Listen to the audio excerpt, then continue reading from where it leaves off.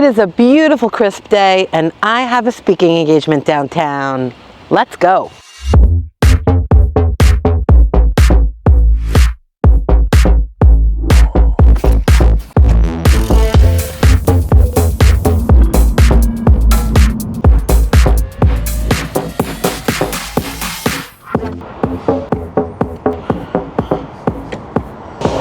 I was running borderline late, and then I realized I had to stop for gas, so hopefully this won't take long.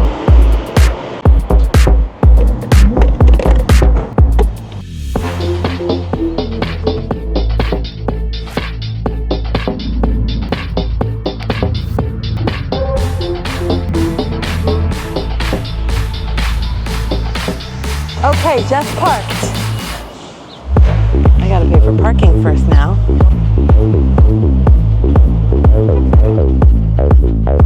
Good morning, I'm heading to the Jewish Federation.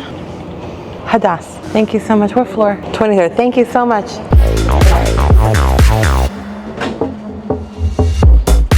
Hi! How are you? Thank you so much. I gotta give you a hug. We're so excited to have you. Oh, yeah, Zoom is right there. So Hadass has 25 years of experience in news reporting. Over that time, her storytelling skills have evolved to encompass various media platforms, including radio, television, social media, blogging, and more. Hi, everybody. Hello. Thank you for having me. I'm going to talk to you about news and vetting the news and kind of differentiating between what's real, and what's not real, and just so you can be a better news consumer. Just like when you go to vote, it's your responsibility to be informed in all different ways. But first, who am I?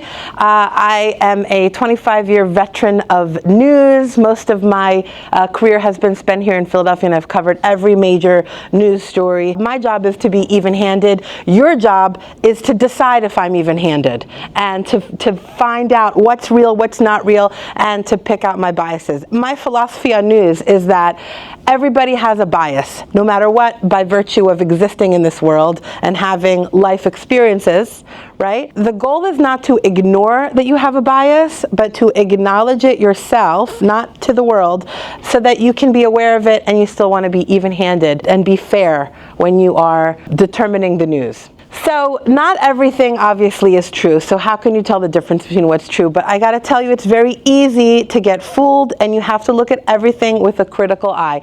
So the first thing I'm gonna talk about, and before we get into news, is those little snippets of information, one of those being a meme. Memes have been around for a very long time, but the way that we know memes today really came in the early aughts, like 2008, 2010, the way we see a meme with like a picture and a little bit of and the signage, and they are evolving with the use of AI. The goal is really to evoke an emotion and give you some information. So a lot of times memes can be funny, but sometimes they can make you angry, they can make you enthusiastic. A good meme will evoke emotion, but it's not always true.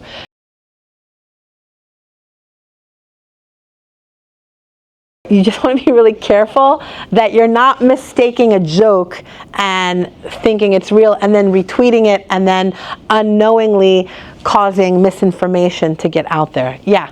Yeah, I'm curious. I've found this whole presentation really fascinating. Thank you.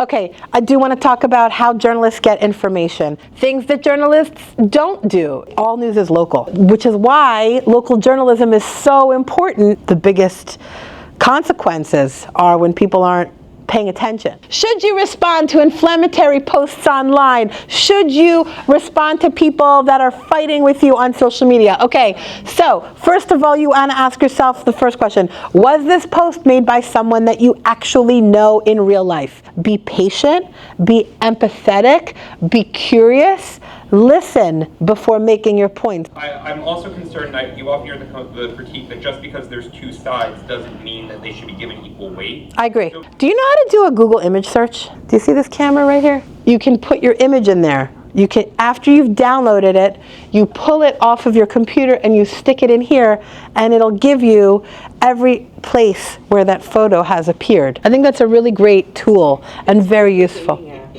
Good for dating apps. I So love it's just this. a beautiful photo book with some commentary. Oh, that's so Of beautiful. course, a little tote bag with our logo. I love it. So, Thank you so much for being here. Thank you for having Really, me. Thank you. Well, that was a great group.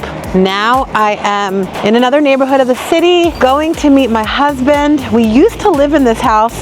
Now we're renting it out, and he's doing a little work on it. We're in between tenants, so I'm gonna check it out and be a little nostalgic, I'm sure. Anyway, that was such a great group. I'm so grateful to be able to speak to people that are so interested and interesting. They had great questions too, so that made me feel great. Hello? Hey, can you open the front door? Yeah, coming. All right, bye. Hey, How nice babe. the purple door looks now. It looks good. Did you repaint it? I did. I repainted. I touched it up. I love this house. We've split it up into apartments. It used to be like one big house. Now just this part is available. I love this house. I love my old appliances. We thought we would live here for a long time, so we got the good stuff. I guess he's doing some work back here. Giving the back deck a little haircut. Okay, fun fact, this spot right here, right next to the old window, in this spot is where I gave birth to my third child in a birthing pool. I should probably do a separate video on that, but every time I come to this house, my heart sings. It means so much to me. Looking out this window while these flowers were in bloom. Every time I come here, Dan, you know, I think about baby Miko, yep, being born right here in this corner of the house. Yeah, although the house looks, feels very different without our old furniture and stuff in it, but Yeah, and also there's new rooms that used to just be open. yeah, it's a different layout because, you've split it up into apartments, but I'm still so glad that it's our house because it's just so special to me. And I'm also glad to get tenants in it, so that's good. And I just ran into a neighborhood friend that I used to hang out with all the time when I lived here. It's so nice to visit this neighborhood. I love Fairmount. All right, heading back. And yeah, that was a great morning.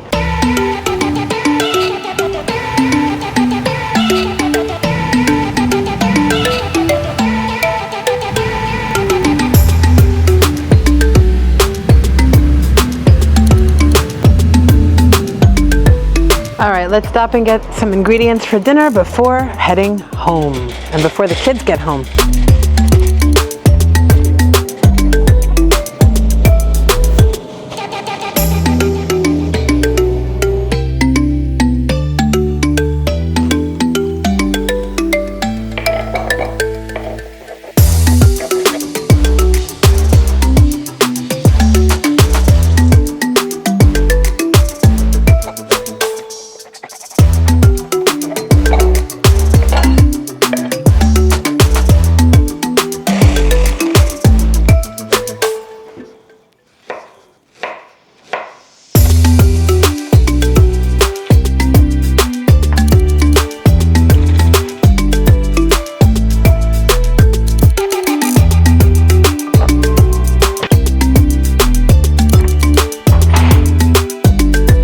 We had dinner, we had piano, and now it's time for baseball. All right, it's a beautiful day for baseball. Gonna hang out. My husband Dan is coaching. We're gonna call it a night right there. See you later. Bye.